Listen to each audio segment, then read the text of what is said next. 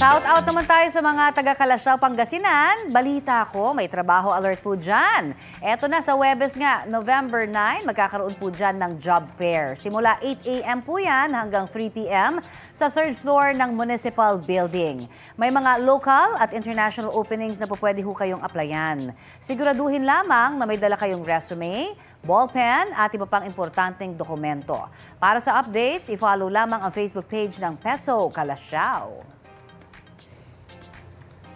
Balita ko, may tututukan kayo tuwing 10:30 a.m. sa GTV.